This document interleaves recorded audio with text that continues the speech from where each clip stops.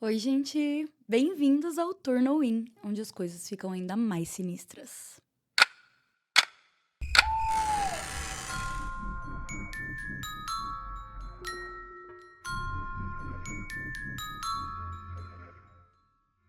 Oi, gente, desculpa interromper a transmissão do episódio, mas é que eu tenho um recado importante pra dar. O e-mail pra mandar relatos é relatosdoturno@gmail.com. O e-mail gigeugi@bartolab.com. Bartolab é a minha agência. É um e-mail da minha assessoria. Eu não sei a senha, eu não tenho acesso à caixa de entrada. E ele é feito único e exclusivamente para fins comerciais. Se você quer falar comigo, não use o e-mail Bartolab, porque você não vai estar falando comigo, você está falando com a minha assessora. Eu não tenho a senha desse e-mail.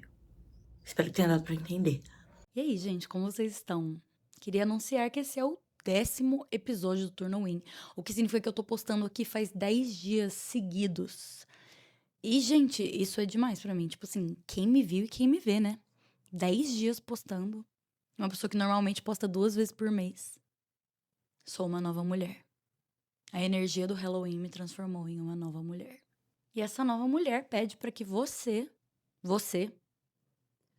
compartilhe o turno com as pessoas que você acha que poderiam gostar, pra gente crescer a comunidade aqui e eu ser cada vez mais inspirada a estar aqui postando. Vocês entenderam. Lembrando que você pode mandar o seu relato para relatosdoturno@gmail.com. Eu não vou ler imediatamente e você não vai me mandar o relato hoje e ele vai ser o episódio de amanhã, mas eu vou ler tudo, até porque, como eu venho dizendo, os relatos vão ser um quadro fixo agora. Não sei se mensal ou semanal, provavelmente semanal. Eu vou tentar muito pra ser semanal. Então, eventualmente eu lerei todos os relatos. E o relato que eu vou contar hoje foi mandado pela Luna, que faz parte do grupo do Apoia-se. Para você que está chegando agora no turno, a gente tem um Apoia-se, onde eu não entrego episódio exclusivo nem nada, mas a gente tem um grupo no Instagram onde a gente fica fofocando o dia inteiro. E é interessante. O Apoia-se está no link na descrição deste episódio. Voltando, este relato se chama Visita Noturna. E eu não mudei o nome da Luna porque ela escreveu no começo do e-mail que eu posso manter o nome dela. Se você não escrever nada, eu vou mudar. Se você deixar manter, eu vou manter. E se você pedir pra mudar, eu também vou mudar. Então vamos pro relato.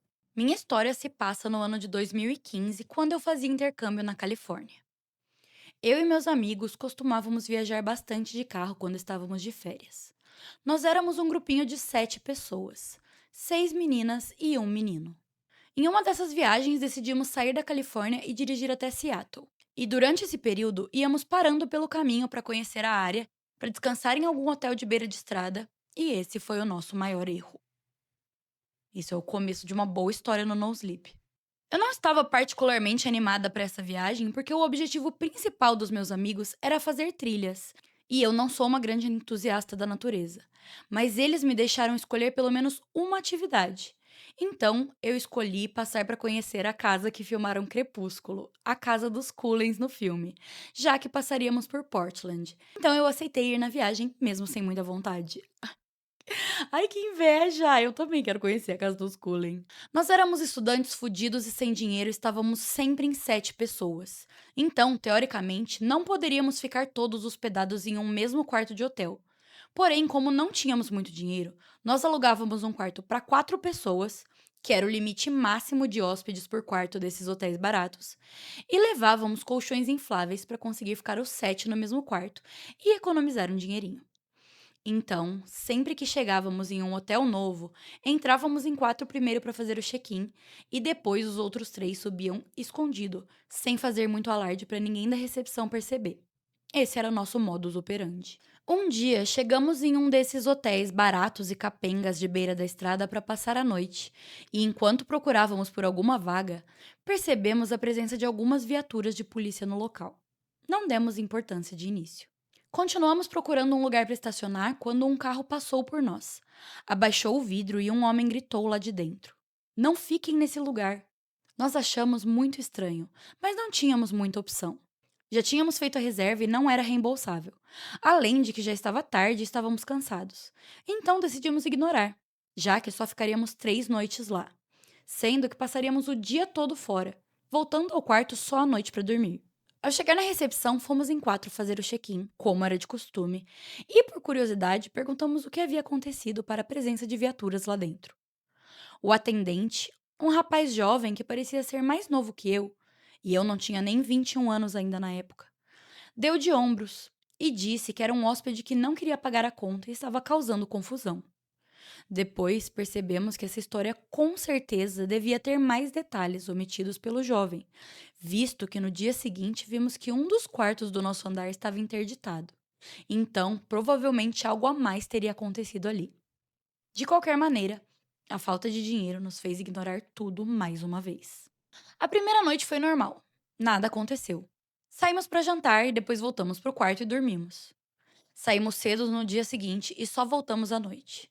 Estávamos muito cansados depois de um dia de trilha.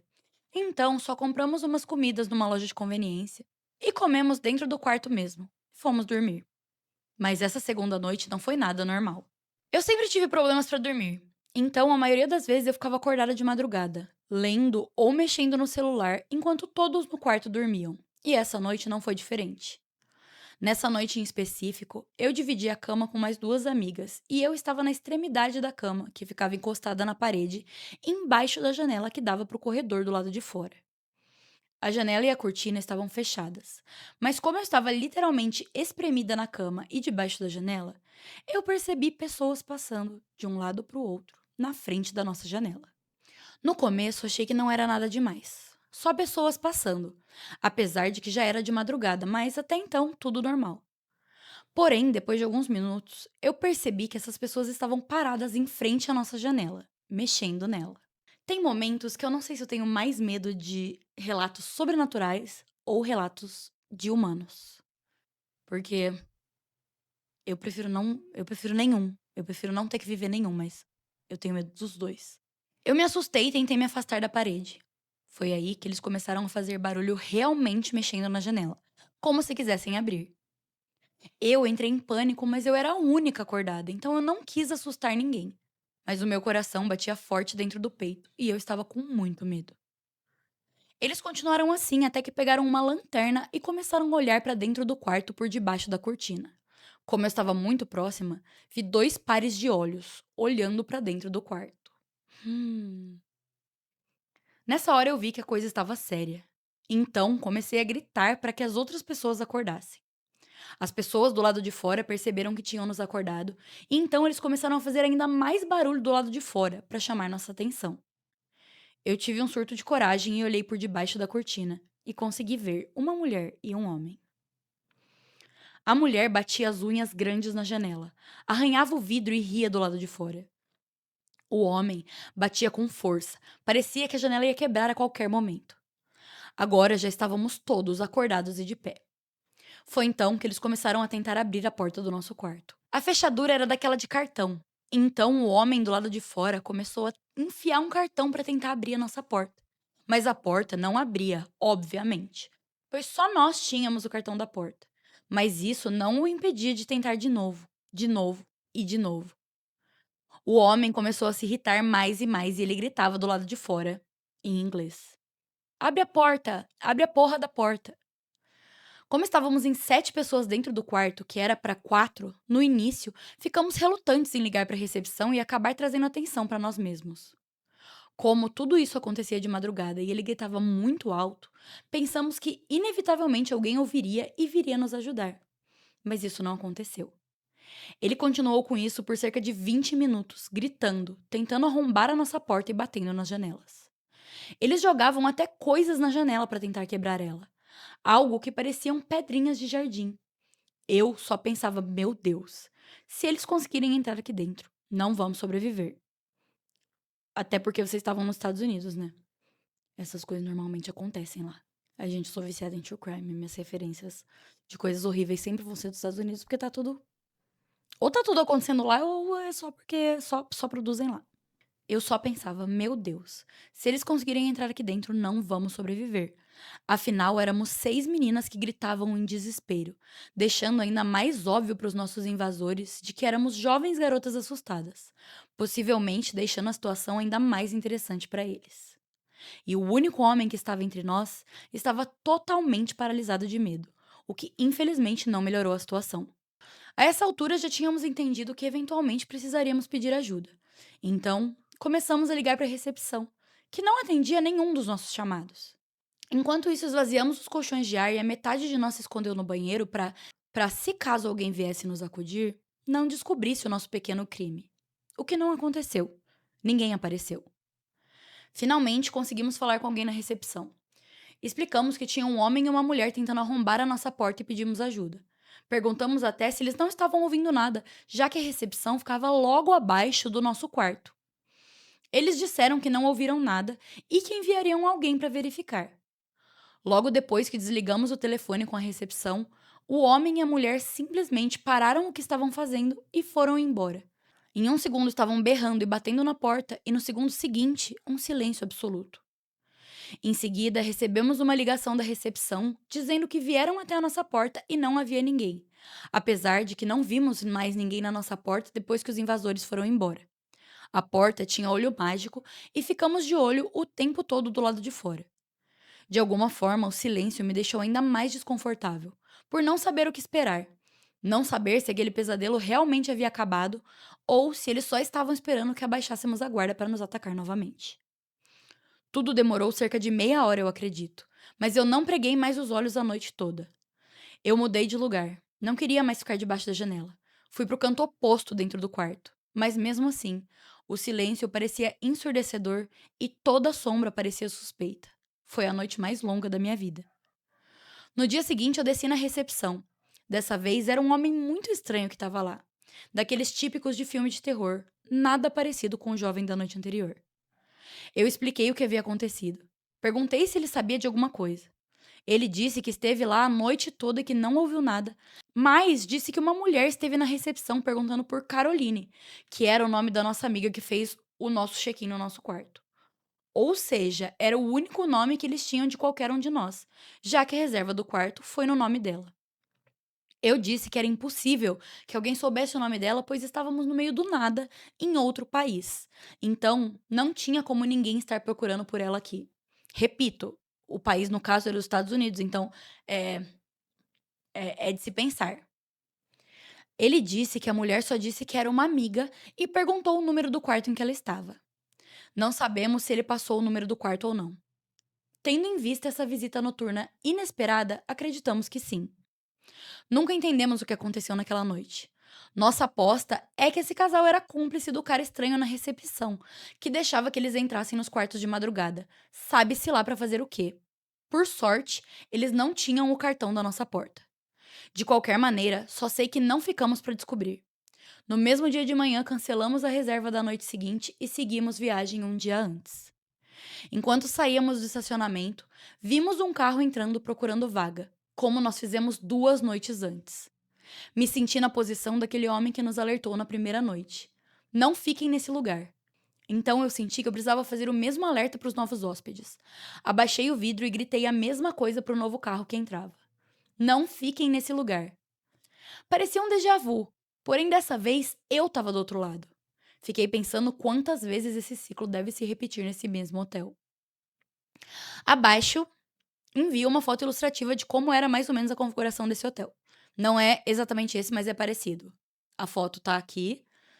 Pela foto dá pra ver que qualquer pessoa pode ter acesso aos quartos, pois eles têm acesso direto pro estacionamento e não há nenhum tipo de portão ou guarita que impeça a entrada de qualquer pessoa. É possível ver que os corredores são abertos, então qualquer som poderia ser ouvido em qualquer lugar dentro do hotel, e todos os quartos têm uma janela do lado da porta que dá pro corredor. É uma vibe bem Bates Motel misturado com borrasca. Esse, pra mim, foi um dos relatos mais assustadores do Turnowin, porque eram pessoas. E eram várias pessoas. O que que elas queriam? Será que elas estavam atrás de vocês porque elas não gostam de estrangeiros? E aí elas estavam a fim de fazer nada de bom ali. Será que elas estavam atrás de vocês porque vocês eram meninas? É pior ainda.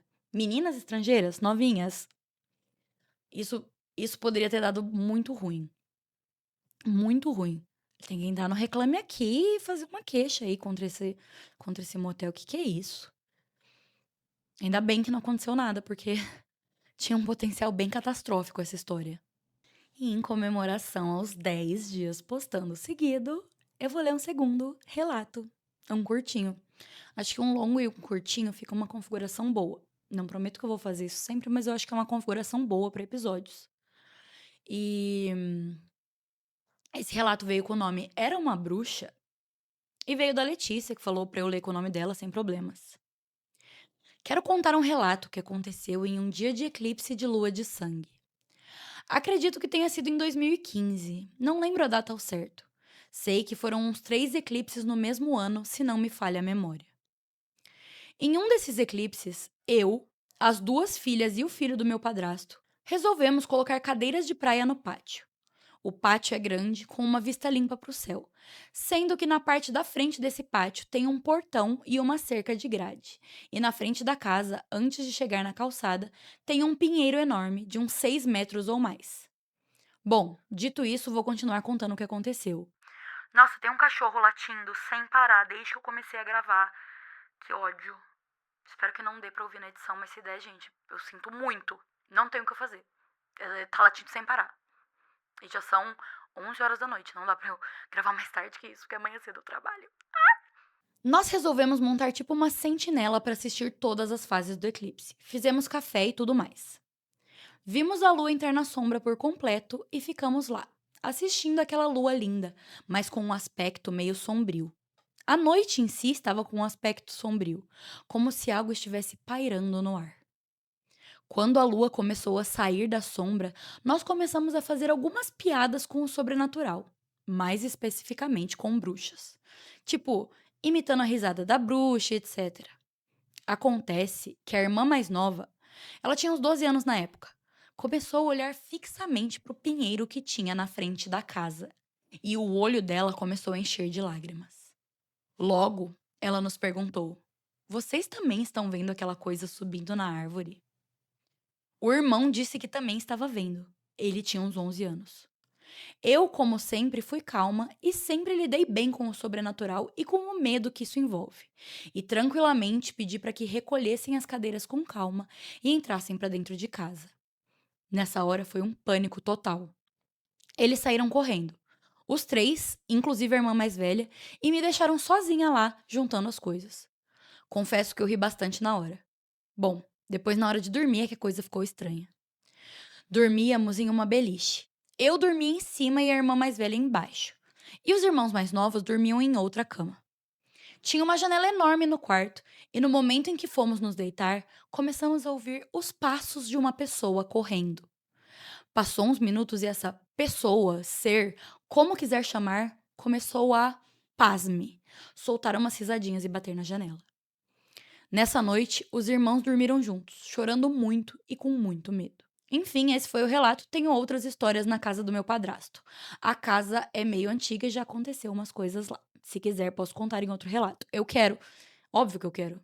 Tá na moda fazer uns vídeos com IA. Ai, gente, eu queria muito tirar a IA da minha vida, mas eu acho que é, tipo, inevitável, assim. E tem uma galera que faz uns vídeos de terror com IA e tem uns vídeos de bruxa. Vou pôr 2 pra rodar. Rodando.